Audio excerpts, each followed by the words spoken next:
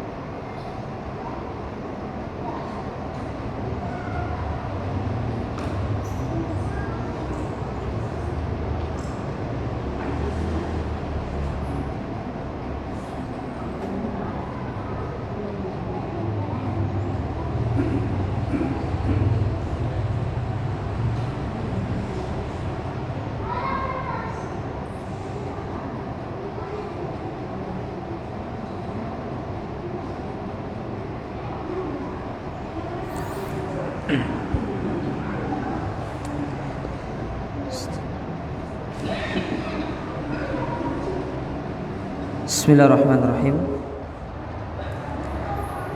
Assalamualaikum warahmatullahi wabarakatuh.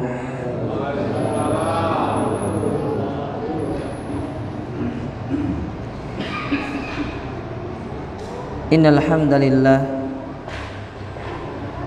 nahmaduhu wa nasta'inuhu wa nastaghfiruh wa na'udzu billahi min syururi anfusina wa min sayyiati a'malina man yahdihillahu fala mudilla lahu wa may yudlil fala hadiyalah asyhadu an la ilaha illallah wahdahu la syarika lah wa asyhadu anna muhammadan abduhu wa rasuluh. Ya ayyuhalladzina amanu taqullaha haqqa tuqatih wa la tamutunna illa wa antum muslimun. Ya ayyuhan nasu taqu rabbakumul ladzi khalaqakum min nafsin wahidah wa khalaqa minha zawjaha wa batha minhuma rijalan katsiran wa nisaa'a wattaqullaha alladzi tasaaluna bihi wal arham innallaha kana 'alaikum raqiba. Amma ba'du, kaum muslimin wal muslimat, para jamaah salat maghrib Masjid Al-Ikhlas yang semoga senantiasa dirahmati dan dimuliakan oleh Allah Subhanahu wa taala. Alhamdulillah, puji dan syukur kita panjatkan kehadirat Allah Azza wa Jalla. Di kesempatan malam hari yang berbahagia ini, kita kembali dipertemukan dan dikumpulkan oleh Allah Subhanahu wa taala di tempat yang mulia ini, di salah satu rumah di antara rumah-rumahnya, di dalam salah satu taman di antara taman-taman surga yang ada di dunia. Malam hari yang berbahagia ini kita akan belajar satu tema atau satu pembahasan, yaitu mengambil pelajaran dari wafatnya Abu Thalib. Dari wafatnya Abu Thalib, yang mana Abu Thalib itu adalah pamannya Nabi sallallahu alaihi wa ala alihi wasallam. Sebelum kita menyebutkan terkait kisahnya, Nabi itu memiliki 4 paman dari bapak ya. 2 diantaranya beriman dan 2 lagi meninggal dalam kondisi kafir. Yang beriman adalah Hamzah dengan Al-Abbas ya, Hamzah dengan Al-Abbas. Jadi nama paman beliau satunya Hamzah, satunya Al-Abbas ibn Abdul Muttalib. Ini yang beriman. Adapun yang mati dalam kekufuran, Yang pertama adalah Abu Thalib dan yang kedua adalah Abu Lahab. Ya. Abu Lahab. Bahkan Allah Subhanahu wa taala menurunkan surat khusus berkaitan dengan Abu Lahab yang kita kenal dengan surat Al-Masad atau surat Al-Lahab. Nah, kita akan belajar tentang wafatnya Abu Thalib, meninggalnya Abu Thalib. Ternyata dari meninggalnya Abu Thalib, yang mana dia itu meninggal di atas kekufuran, meninggal di atas tidak mau dia beriman kepada Nabi, ada beberapa pelajaran yang bisa kita petik. Tapi sebelumnya saya akan membacakan terlebih dahulu hadis terkait kisahnya Abu Thalib ketika kondisi sakaratul maut. Hadis ini diriwayatkan dari sahabat yang mulia yaitu Al-Musayyib radhiyallahu taala anhu, yang mana hadis ini dibawakan oleh Al-Imam Al-Bukhari dan Imam Muslim di dalam kitab mereka. Saya akan bacakan hadisnya, kemudian kita terjemahkan, nanti sedikit ada mungkin penambahan, baru setelah itu kita menyebutkan pelajaran apa saja yang bisa kita petik. An Sa'id bin Musayyib an abihi radhiyallahu taala anhu qala, dari Sa'id ibn Musayyib, dari bapaknya, semoga Allah meridhoi beliau, beliau berkata, lamma hadarat Aba Talibin al-wafatu ja'ahu Rasulullah sallallahu alaihi wasallam. Tatkala Abu Thalib dalam kondisi sakaratul maut, jadi belum mati, baru sakaratul maut. Jadi orang mau mati itu ada sakaratnya. Sebagaimana Nabi mengatakan innalil mauti sakarat. Kematian itu ada sekaratnya. Kalau bahasa kita sekarat, bahasa Islamnya ya, bahasa agamanya sakarat. Ya, sakarat itu artinya mabuk. Mabuk. Apa ya istilahnya itu? Ya mabuk gitu. Jadi kondisi dia itu tidak sadar. Orang mati itu adalah kondisi dia tidak sadar. Kadang sadar, kadang tidak. Enggak tahu apa yang dia omongkan. Kadang-kadang ngomongnya ngelantur, ngalor ngidul. Ya namanya orang mabuk. Ya, kayak kita pernah lihat orang mabuk gara-gara minum minuman keras. Ya kurang lebih seperti itu. Cuma mabuknya ini bukan gara-gara minuman keras, tapi mau meninggal. Ya, mau meninggal. Datanglah Nabi SAW kepada Abu Thalib. Datang. Ya, dikabari Abu Thalib ini dalam kondisi sekarat, maka Nabi pun datang. Nah, kenapa Nabi datang? Seperti yang sudah kita fahami di dalam sejarah, Abu Thalib ini termasuk orang yang menjadi pelindung Nabi ketika Nabi berdakwah. Abu Thalib dan Khadijah. Khadijah istri beliau, tapi Khadijah beriman, namun Abu Thalib tidak beriman kepada Nabi SAW. Makanya beliau datang karena jasanya Abu Thalib ini besar kepada Nabi, sebagai yang mendukung beliau untuk menyebarkan agama Islam ini. Bukannya Abu Thalib itu tidak tahu tentang agama yang mulia ini. Dia tahu, dia ngerti, dia paham agama Islam itu adalah agama yang bagus, agama yang baik, lebih baik daripada agama yang dianutnya pada waktu itu. Sehingga dia pernah bersyair, dalam sebuah syairnya dia mengatakan, walaqad alimtu bi anna dina Muhammadin min khairi adyanil bariyah dina. Sungguh aku mengetahui agamanya Muhammad ini sebaik-baik agama dari agama-agama yang pernah aku lihat, terutama dari agamaku ini, yaitu agama mereka, agama penyembah berhala, menyembah kepada patung. Jadi mereka punya patung untuk disembah.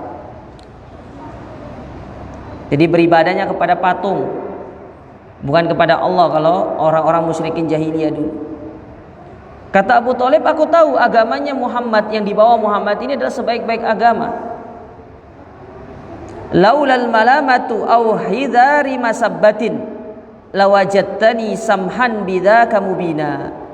Kalau bukan karena celaan yang aku takutkan, bukan karena aku takut nanti kaumku akan mencela aku, membuli aku, niscaya kalian akan mendapatiku masuk di dalam agamanya Muhammad itu. Dari ucapan Abu Thalib ini kita tahu dia mengetahui tentang kebenaran, tapi yang menyebabkan dia tidak mau masuk ke dalam kebenaran itu karena takut dicela. Banyak orang gak mau melakukan yang benar karena takut dibully sama orang, takut dicela, takut diomongin sama orang. Ya, itu yang menyebabkan orang kenapa tidak mau melakukan kebenaran. Sama kayak Abu Thalib ini, dia ngerti, harus paham. Ya, agama sing apik itu agamanya Muhammad. Ya, tapi mboten gelem melebu Islam gitu loh. Takut. Ya, takut dicela. Gak mau dicela, ya cari aman. Sama kayak kita, ya takut celaan masyarakat. Sebenarnya ya Abu Thalib ini kalau masuk Islam dia sudah tidak akan dicela, kan mau mati sebenarnya kan. Tapi itulah. Taib. Fawajada indahu Aba Jahlin wa Abdullah ibni atau wa Abdullah ibn Abi Umayyah al-Mughirah. Ternyata ketika Nabi itu sampai ke tempatnya Abu Thalib, Nabi itu sudah kedahuluan sama dua orang. Yang pertama yaitu Abu Jahal, yang kedua adalah Abdullah ibnu Abi Umayyah al-Mughirah. Kedahuluan sama dua orang ini. Jadi Nabi kalah start. Mereka sudah berada dulu di dekatnya Abu Thalib, menemani Abu Thalib yang sedang sakarat. Faqala Rasulullah SAW, maka Rasulullah SAW pun berkata kepada Abu Thalib, ya ammi, wahai pamanku, kul la ilaha illallah, ucapkanlah kalimat la ilaha illallah, syahadat, disuruh bersyahadat. Ya, disuruh mengucapkan kalimat la ilaha illallah. Nah, kalimat la ilaha illallah ini disebut dengan kalimat tauhid. Ya, kalimat tauhid. Kalimat yang menunjukkan pengesaan kita kepada Allah Azza wa Jalla. Kita mengesahkan Allah, mengikhlaskan ibadah kita hanya kepada Allah, dan membersihkan diri kita dari kita menyembah dan beribadah kepada selain Allah. Makanya konsekuensi orang yang mengucapkan kalimat la ilaha illallah itu, dia harus meninggalkan segala macam bentuk peribadatan kepada selain Allah. Dia harus benar-benar mengikhlaskan hatinya hanya kepada Allah tatkala dia beribadah. Karena kalau kita memalingkan sedikit saja niat kita dalam kita ibadah kepada selain Allah, berarti kita belum maksimal di dalam mengamalkan kalimat la ilaha illallah ini. Ini perlu diperhatikan jamaah. Soalnya kita sering mengucapkan kalimat ini karena bukan masalah banyaknya kita mengucapkan, tapi yang dituntut dari kalimat ini adalah prakteknya. Itu yang paling penting. Pengamalannya. Bagaimana bentuk pengamalan kita dari kalimat yang mulia ini. Nabi menyuruh pamannya mengucapkan la ilaha illallah. Kata Nabi, kalimatan asyhadu laka biha indallah yaumal qiyamah, yang mana dengan kalimat ini nanti aku akan menjadi saksimu di hadapan Allah di hari kiamat. Aku akan bersaksi di hadapan Allah untukmu. Ya, aku akan menjadi saksimu. Ya. Faqala Abu Jahlin wa Abdullah ibni Abi Umayyah. Maka ketika Nabi mengatakan itu kepada pamannya, Abu Jahal nggak mau kalah, ngomong juga kepada Abu Thalib. Apa kata Abu Jahal? Ya Aba Thalib, wahai Abu Thalib, atarghabu an millati Abdul Muttalib, apakah kau akan meninggalkan dunia ini dalam kondisi engkau meninggalkan agama Abdul Muttalib, yaitu agama nenek moyangmu? Ya. Kalau bahasa gampangnya, kau pilih dia atau pilih Abdul Muttalib, nenek moyangmu? Ya. Ini Abdul Muttalib, ini nenek moyangmu. Dia yang mewariskan agama ini kepadamu. Masa kamu tinggalkan bapakmu demi keponakanmu? Nah, bahasanya begitu. Kadang-kadang kan kita demikian ya. Ya, kita itu suka dibenturkan dengan nenek moyang kita.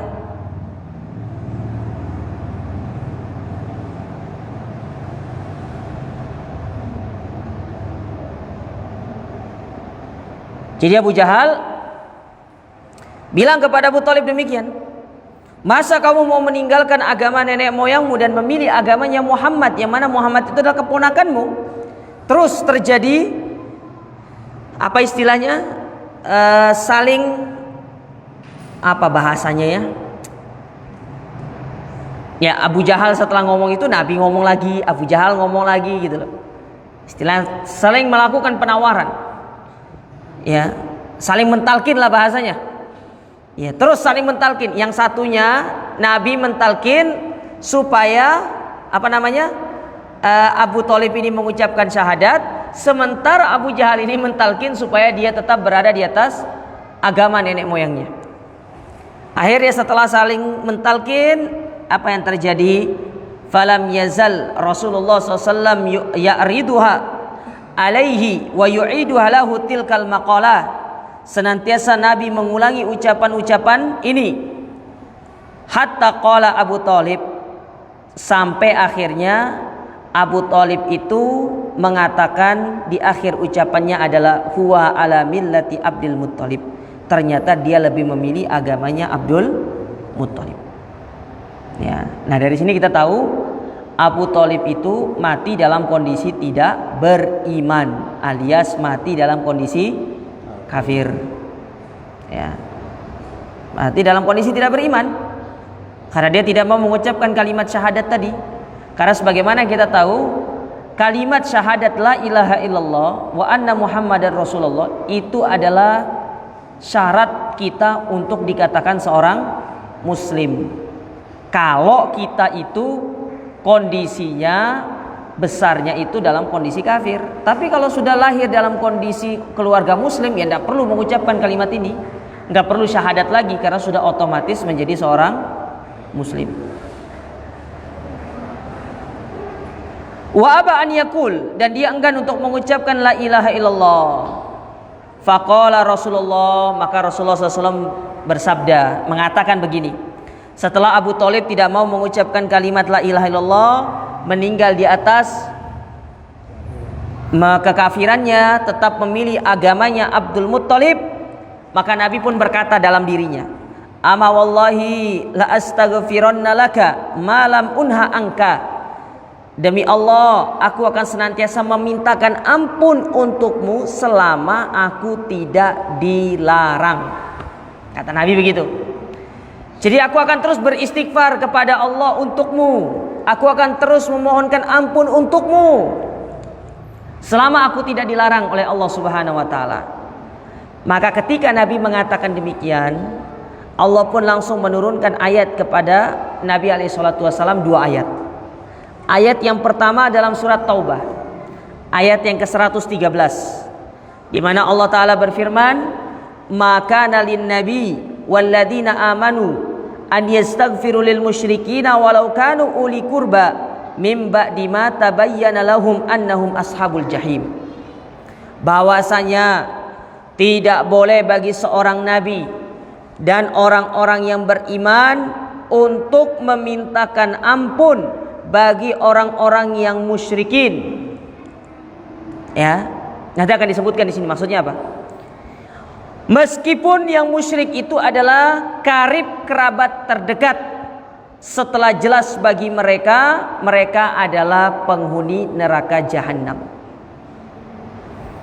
Jadi maksudnya, kalau keluarga kita itu dalam kondisi meninggal di atas kekufuran, kita berbicara secara istilahnya bukan berbicara hati, karena kita tidak tahu hati orang, tapi kita berbicara secara zahirnya, yang nampak dari kita. Dia itu orang yang belum mengucapkan syahadat, kemudian mati dalam kondisi belum mengucapkan syahadat, ya, dan dia tetap berada di atas agama yang bukan agama Islam, maka kita tidak boleh memohonkan ampun untuknya. Adapun urusan hatinya sudah masuk Islam atau tidak, hadza wallahu taala a'lam, itu bukan urusan kita, itu urusan Allah Ta'ala. Cuma kita menilai secara apa? Zahirnya. Kecuali kalau dia sudah bilang sama kita, saya sudah masuk Islam, saya sudah bersyahadat, atau mungkin dia sudah bersyahadat di hadapan kita, ya itu sebagai bukti kita, maka tidak apa-apa kita memintakan ampun. Tapi masalahnya kita tidak pernah tahu dia itu sudah bersyahadat atau belum. Ya. Taib. Itu ayat yang pertama. Adapun ayat yang kedua, yaitu dalam surat Al-Qasas ayat 56. Kata Allah Subhanahu wa taala, "Innaka la tahdi man ahbabta, walakinallaha yahdi man yasha, wa huwa a'lamu bil muhtadin." Sesungguhnya engkau wahai Muhammad tidak akan mampu memberikan hidayah kepada siapa-siapa yang engkau cintai. Jadi hidayah itu tidak bisa kita berikan kepada siapa yang kita senangi. Ya, orang-orang yang kita senangi itu yang kita berikan hidayah, tidak bisa. Tapi Allah itu memberikan hidayah kepada siapa yang Allah kehendaki untuk mendapatkan hidayah. Makanya kata para ulama, ya, ketika mengomentari ayat ini, kata para ulama, seolah-olah Allah itu ingin berbicara kepada Nabi begini, kamu menginginkan Abu Thalib masuk Islam, tapi justru kami menghendaki Salman masuk ke dalam agama Islam, Salman Al-Farisi. Padahal kalau dipikir, Abu Thalib itu dekat sekali dengan Nabi, hidup di zaman Nabi, tahu bagaimana Al-Quran itu turun, melihat bagaimana praktek Nabi, tapi nyatanya tidak masuk ke dalam agama Islam. Beda sama Salman. Ya. Salman itu hidup sama Nabi enggak lama. Hanya ketika apa? Nabi pindah ke kota Madinah. Tapi dia sudah mendengar tentang Islam. Datang dari Persia, dari Iran, jalan kaki, rela jadi budak, kemudian bertemu dengan Nabi, baru dia masuk dalam agama Islam. Nah, hidayah itu tidak bisa kita bagi semau kita, kayak kita bagi uang. Allah itu memberikan hidayah kepada siapa-siapa yang Allah kehendaki, dan syarat supaya kita termasuk orang-orang yang dikehendaki oleh Allah untuk mendapatkan hidayah, salah satunya adalah hati yang senantiasa ikhlas di dalam kita beribadah kepada Allah. Adapun orang-orang yang hatinya tidak ikhlas, itulah yang menyebabkan dia tidak akan bisa mendapatkan hidayah. Ya. Taib. Nah, ini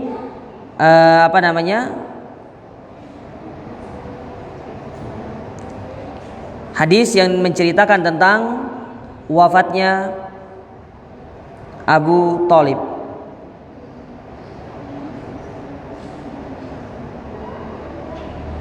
Apa pelajaran yang bisa kita ambil dari hadis ini? Yang pertama, hadis ini mengajarkan kepada kita annahu la yajuzul istighfar lil musyrikin walad du'a lahum bil maghfirah war rahmah wa duhulal jannati wan najati minan nar. Tidak boleh bagi kita untuk mendoakan atau memintakan ampun bagi orang-orang musyrikin. Sekarang kita perinci nih. Kalau dia masih hidup, doa kita cuma satu. Kita mintakan dia hidayah. Contoh nih, kita orang tuanya kafir. Bagaimana bentuk doa seorang anak kepada orang tuanya dalam kondisi orang tuanya kafir? yaitu anak memintakan kepada Allah supaya Allah memberikan hidayah. Itu tok, tidak boleh lebih. Kalaupun orang tuanya meninggal, maka anak tidak boleh mendoakan, memintakan doa ampunan kepada Allah untuk orang tuanya. Sebagaimana Nabi SAW diingatkan dalam surat At-Taubah ayat yang ke-113. Ini bukan saya loh yang ngomong ya. Ya, ini larangan Allah dan Rasulnya. Ya, karena banyak diantara kita ini yang masih keliru dalam masalah ini. Tidak hanya ampunan kita tidak boleh minta itu, bahkan kita memintakan rahmat, dimasukkan surga dan diselamatkan dari api neraka itu tidak boleh bagi orang-orang musyrikin. Ya. Sekali lagi saya ingatkan, itu kalau kita menilainya secara zahirnya. Adapun hatinya kita tidak tahu. Nanti hitungan hati itu di akhirat, itu urusan Allah Subhanahu wa taala, tapi kita menilai secara zahir. Ya, jadi tidak perlu kita harus debat. Kamu tidak boleh langsung memvonis orang masuk ke dalam neraka seperti itu. Siapa tahu hatinya dia sudah beriman. Lah, karena kita tidak tahu hatinya beriman itu, makanya kita itu menghukumi secara zahir yang nampak saja, yang kita ketahui saja. Karena memang kita tidak disuruh untuk membuka hati orang. Ya. Sama seperti orang yang suka mengatakan begini sama orang itu, kamu itu tidak ikhlas. Loh, dari mana Anda tahu tidak ikhlas orang itu? Pernah nggak kita buka hatinya? Kita tidak pernah mengetahui isi hati orang. Sementara yang mengetahui isi hati orang itu adalah orang itu sendiri dengan Allah Subhanahu wa taala. Urusan dia ikhlas atau tidak dalam hatinya, itu terserah dia dengan Allah. Namun kita itu hanya menghukumi secara zahir dan kita mendoakan. Kalau memang orang itu tidak ikhlas, kita doakan supaya dia ikhlas. Tugas kita bukan memvonis, tapi hanya kita menghukumi secara zahirnya saja. Ya. Jadi tidak boleh, ya, tidak diperbolehkan. Karena Nabi pun pernah dilarang. Nabi itu pernah dilarang oleh Allah Ta'ala untuk mendoakan ampunan dan memintakan ampun kepada Allah Subhanahu wa Ta'ala untuk karib kerabat beliau. Nabi dilarang sama Allah Subhanahu wa Ta'ala. Ya. Maka dari sini, ya, kita bisa tahu jamaah bahwasanya ada batasan-batasan kita di dalam kita bermuamalah kepada orang-orang kafir, terutama di dalam kita bagaimana bentuk kita itu mendoakan mereka. Sama seperti misalkan bagaimana kalau ada orang kafir, mereka itu mengucapkan salam kepada kita dengan ucapan assalamualaikum. Bagaimana jawaban kita? Kalau orang muslim itu kan kita jawabnya sesuai dengan apa yang dia ucapkan atau lebih baik daripada itu. Misalkan dia mengucapkan assalamualaikum, kita jawabnya waalaikumsalam warahmatullah, ya, atau wabarakatuh, terserah. Tapi kalau orang kafir yang mengucapkan assalamualaikum kepada kita, Islam mengajarkan kepada kita jawabannya cuma simple, waalaikum, itu toh. Itu toh. Karena itulah yang diajarkan kepada kita. Ya. Jadi jangan, ya, ntar kita dibilang apa? Oh, ini kaum muslimin radikal misalkan, atau mungkin kaum muslimin ini kok begitu ya sama orang kafir. Enggak, karena memang beginilah agama itu, istilahnya agama itu mengajarkan kita. Kita itu harus mengikuti aturan agama, bukan agama yang mengikuti aturan kita. Kita yang harus mengikuti aturan agama itu. Bagaimana agama mengatur kita dalam bermuamalah kepada orang kafir, ya begitu caranya. Ya, begitu caranya. Tidak perlu kita neko-neko. Ya, kalau bahasanya wong Surabaya itu apa? Ojo. Ya, apa ojo dume. Ya. Ya itulah. Ya. Lakuin aja apa yang dilakukan, apa yang diperintahkan oleh syariat. Itu lebih selamat daripada kita terlalu banyak begini-begini. Akhirnya apa yang terjadi? Justru kita ini jauh dari tuntunan syariat. Nah, ini yang perlu diperhatikan. Ini yang pertama. Tidak boleh bagi kita untuk mendoakan ampunan atau memintakan ampunan, ya, memintakan ampunan bagi orang kafir yang meninggal di atas kekufurannya. Terlepas dari dia sudah beriman dalam hati atau tidak, itu urusan Allah Subhanahu wa ta'ala. Yang kedua, inna syafa'atan Nabi SAW li ammihi iktasarat ba'da nuzulil ayatil karimati ala takhfifil adzabi anhu. Bahwasanya syafaat Nabi kepada pamannya itu hanya sampai ketika Allah menurunkan ayat tadi, surat At-Taubah ayat 113. Sampai situ toh, ya, sampai situ. Tidak ada lagi syafaat buat Abu Thalib nanti di hari kiamat. Dan memang syafaatnya Nabi tidak akan didapatkan kecuali orang-orang yang bertauhid dan beriman kepada Allah. Adapun umat beliau yang kufur, maka mereka tidak akan mendapatkan syafaatnya Nabi SAW. Karena kalau kita berbicara syafaat itu seorang akan mendapatkan syafaat kecuali terpenuhi pada dirinya itu 3 perkara. Yang pertama, dalam masalah syafaat ya, kita akan bisa mendapatkan syafaat kalau terpenuhi 3 hal. Yang pertama, orang yang memberikan atau perkara yang dapat memberikan syafaat itu mendapatkan izin dari Allah. Contoh yang sudah mendapatkan izin dari Allah memberikan syafaat, Nabi. Al-Quran itu dapat memberikan syafaat dan sudah mendapatkan izin. Itu contohnya. Yang kedua, yang diberikan syafaat atau yang menerima syafaat itu juga mendapatkan izin. Ya, izin dari Allah. Nah, bagaimana cara kita tahu kita ini sudah mendapatkan izin atau tidak? Untuk bisa mendapatkan syafaat itu, salah satu indikasinya atau salah satu cirinya, kita itu termasuk orang yang meninggal di atas tauhid.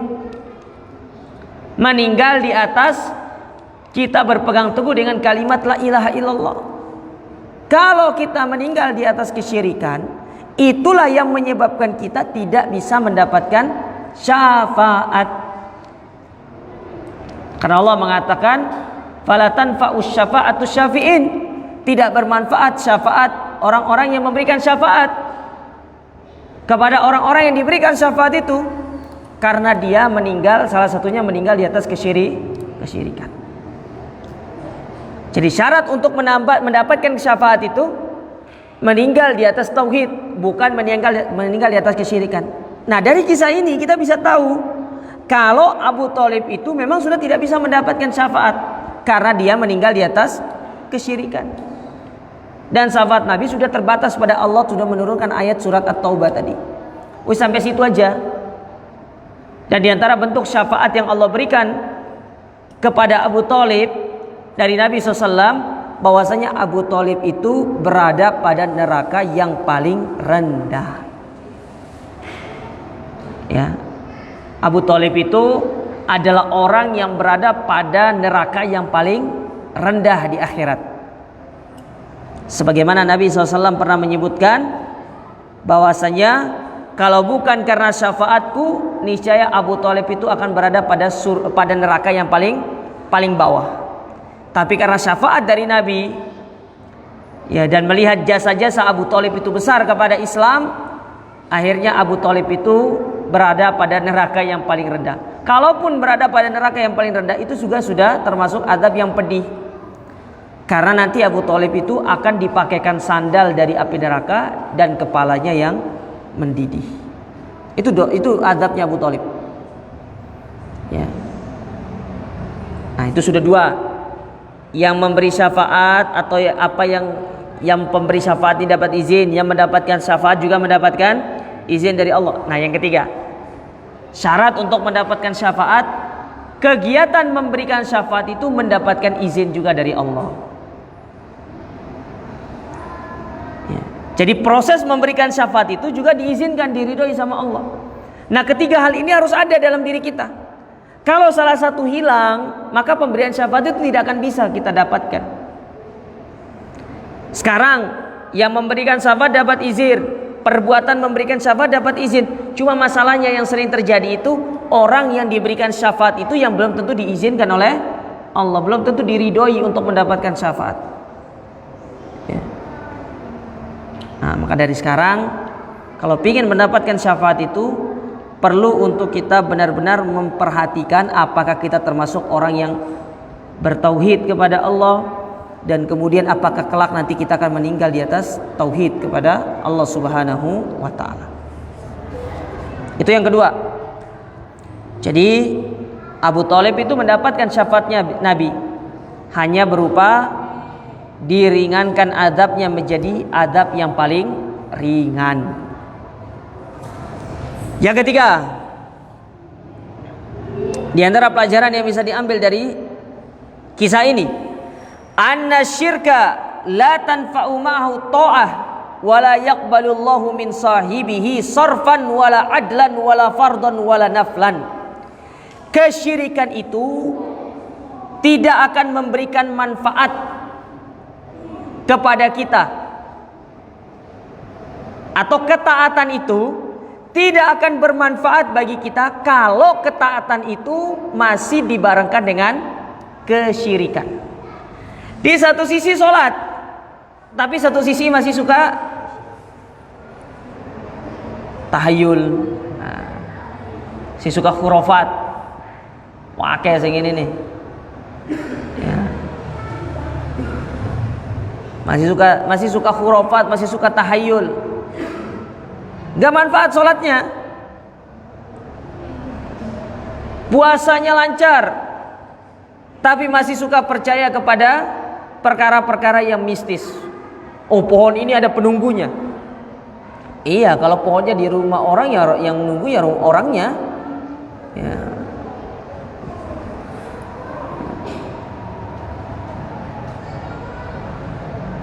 Masih banyak yang percaya sama gitu-gitu, apalagi di zaman kita sekarang ini. Padahal zaman sudah modern ya, tapi masih ada saja yang percaya sama hal-hal yang seperti itu. Masih takut dengan angka 13. Oh, sekarang nih angka 13 nih. Ya. Tumben kalender itu ada angka 13-nya ya.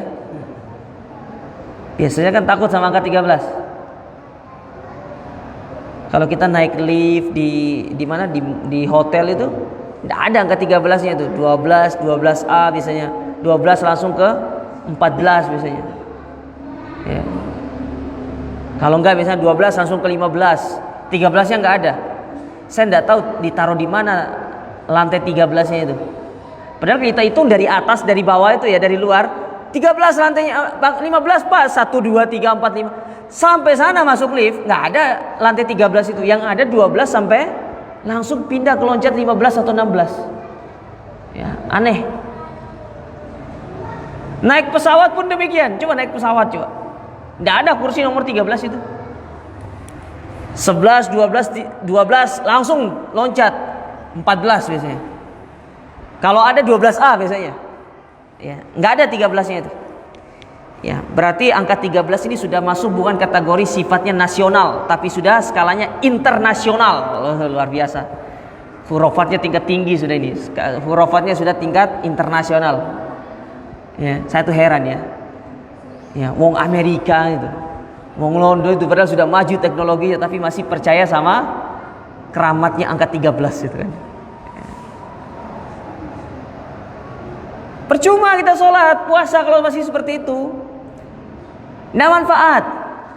Sedekah pun tidak bermanfaat, tapi masih suka berbuat syirik sama Allah. Masih suka main-main dukun, masih suka sihir.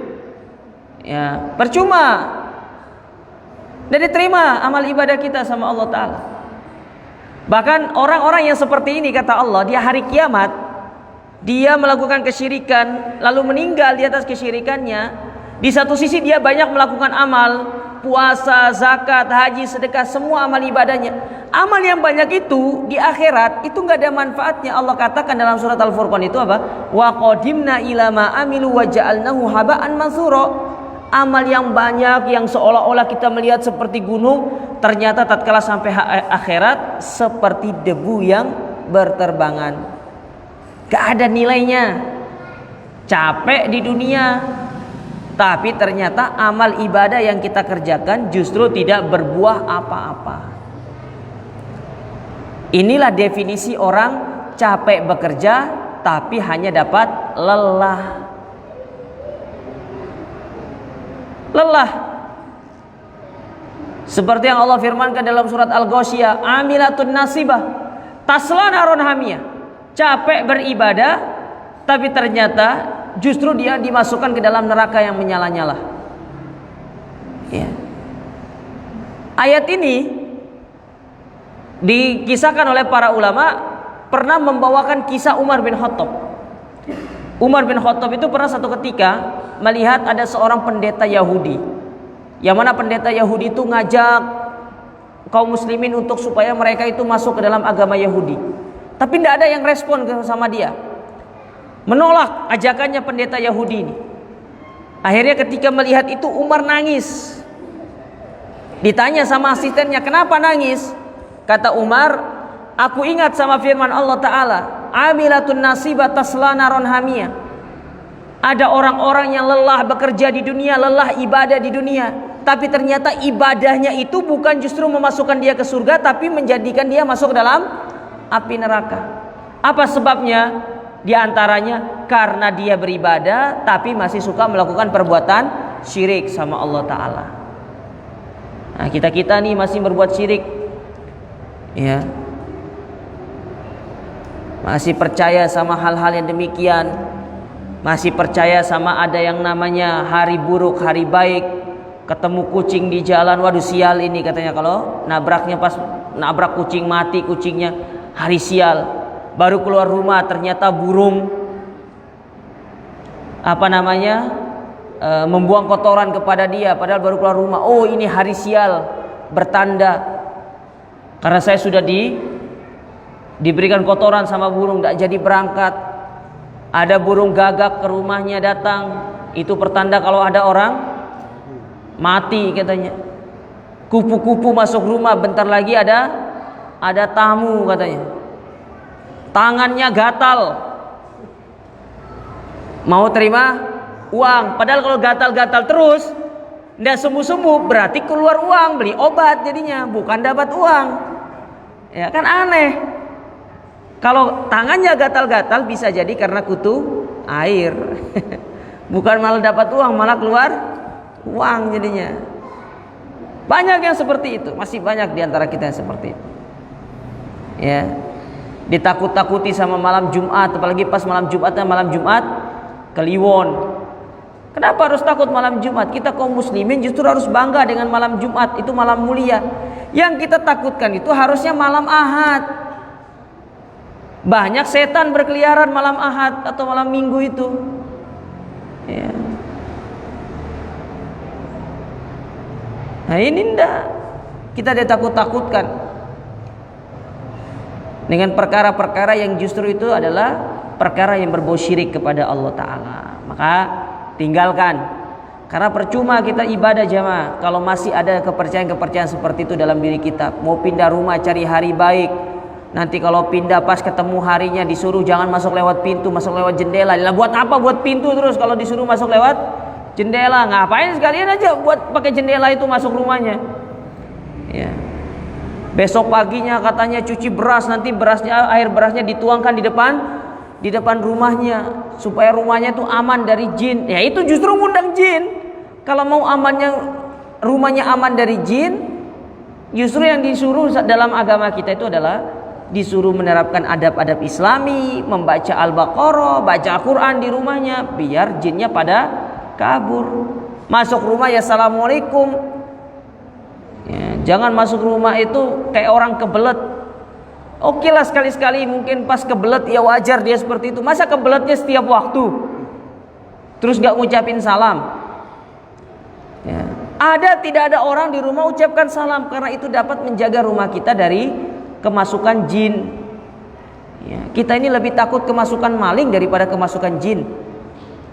Padahal kemasukan jin itu bahaya, dapat merusak rumah tangga. Ya. Nah, ini yang perlu diperhatikan jemaah. Jadi tidak ada manfaatnya amalan Di satu sisi kita beramal, tapi di satu sisi masih kita melakukan apa? Perbuatan syirik. Taib. Yang keempat, di antara pelajaran yang bisa diambil dari kisah ini, annal musyrik la tanfa'uhu syafa'atus syafi'in yaumal qiyamah. Bahwasanya orang yang meninggal di atas kesyirikan, maka dia tidak akan mendapatkan syafaat. Orang yang meninggal di atas kesyirikan, maka dia tidak akan mendapatkan syafaat. Meskipun yang memberikan syafaat itu adalah nabi, seorang nabi. Sebagaimana pernah dikisahkan, Nabi Ibrahim alaihissalam di hari kiamat itu bertemu dengan bapaknya Azar. Jadi Azar ini ketika bertemu dengan Nabi Ibrahim, apa kata Nabi Ibrahim kepada Azar? Alam aqul laka la ta'sini. Bukankah aku sudah bilang kepadamu, wahai bapakku, jangan engkau bermaksiat kepadaku. Artinya jangan kau membangkang aku. Aku mengajakmu kepada kebaikan, masuk ke dalam agama Allah, tapi engkau malah memilih untuk tetap berbuat syirik. Ya, kan kita tahu Azar itu, bapaknya Ibrahim itu profesinya sebagai pembuat Tuhan, bukan pembuat patung ya, pembuat Tuhan. Luar biasa. Tuhan digawe sama dia. Ya. Setelah dibuat disembah. Jadi ini bukan Tuhan yang menciptakan hamba, tapi hamba yang menciptakan Tuhannya kalau ini. Ya. Bilang Ibrahim sama bapaknya, bukankah aku sudah bilang sama kamu, wahai bapakku, janganlah engkau bermaksiat kepadaku, jangan engkau membangkang. Kata dia, ya sudah, hari ini aku tidak akan membangkangmu, aku beriman kepadamu. Di hari kiamat ngomongnya begini. Lalu apa kata Ibrahim? Ibrahim pun meminta kepada Allah supaya Allah mengampuni bapaknya, supaya Allah Subhanahu wa taala ya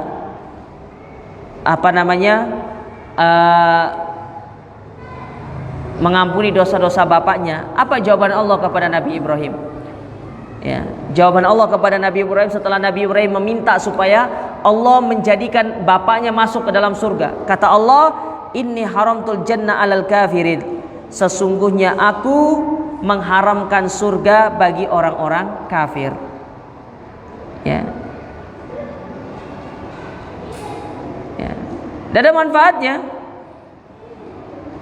Tidak ada manfaatnya. Meskipun yang memberikan syafaat itu adalah Nabi, tapi kalau kita meninggal di atas kesyirikan, maka syafaat tersebut tidak akan bermanfaat. Nah, itu tadi yang saya bilang tadi di awal tadi. Kalau syafaat itu harus terpenuhi 3 hal tadi. Yang memberikan syafaat dapat izin, yang diberikan syafaat dapat izin, dan yang diberikan yang izin orang, ciri atau tanda orang itu mendapatkan izin untuk mendapatkan syafaat, yaitu meninggal di atas tauhid. Nah, itu cirinya. Kalau meninggal di atas kesyirikan, ya sama kayak kisahnya bapaknya Nabi Ibrahim ini, si Azar. Meskipun Ibrahim itu nabi, tapi karena yang menerima syafaat itu adalah mereka meninggal di atas kesyirikan, maka tidak bermanfaat syafaat tersebut. Ya. Taib. Kemudian berikutnya yang terakhir, pelajaran yang bisa kita ambil dari kisah ini yang terakhir. Tinggal berapa menit waktunya? 2 menit. Oh, pas sudah. Ya. Kisah ini mengajarkan kepada kita al-hadaru min suhbatil asyror. Pentingnya kita itu untuk mencari teman yang baik.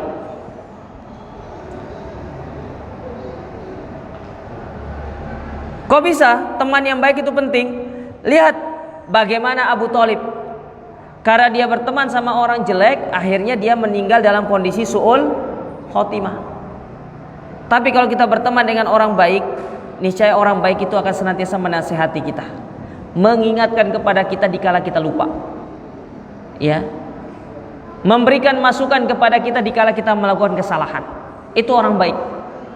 Dan kita harus bersyukur jamaah ketika kita mendapatkan teman yang baik. Karena itu merupakan bagian daripada rizki Allah. Ingat, rizki Allah itu bukan hanya berupa fulus. Bil fulus mulus, mafi fulus mampus. Ya, nggak ada uang mampus kita. Nikmat Allah itu bukan hanya berupa uang. Itu hanya sebagian kecil dari nikmat Allah. Tapi di antara nikmat Allah yang terbesar, yang kadang kita itu lupa untuk bersyukur, Allah memberikan kita teman yang baik. Itu lupa kita bersyukur. Karena tidak semua orang diberikan teman baik sama Allah. Semua kita punya teman, tapi tidak semua orang itu punya teman baik, teman yang soleh. Makanya kan ada pepatah Jawa yang mengatakan apa? Wong soleh kumpurono. Ya, orang soleh itu jadi digauli, dikumpuli. Ya, bukan malah dijauhi. Ya. Karena dengan kita berteman dengan orang soleh, bisa jadi kita ketularan soleh. Ya, meskipun nama kita bukan Pak Soleh. Ya, paling kita tidak ketularan soleh. Kita ketularan baik. Memang dari awalnya kita tuh tidak enak melakukan maksiat karena ada orang. Tapi setelah lama-lama kita berteman dengan orang soleh, kita akan menyadari sendiri akan hal itu. Dan itulah yang bisa menyebabkan kita menjadi orang baik. Makanya kalau ingin jadi orang baik itu salah satu faktornya cari teman baik. Pingin jadi orang baik tapi tetap kumpul sama teman yang buruk, ya tidak bisa. Kayak apel itu supaya dia tetap baik harus dikeluarkan yang busuk. Kalau yang busuk tetap digabungkan sama yang baik, maka yang ada yang baik pun akan menjadi busuk. Kan begitu dia. Ya. Jadi kalau pingin jadi orang baik, kumpul sama yang baik. Jangan kumpul sama yang jelek. Nah, ini dia. Karena itu akan berpengaruh kepada agama kita.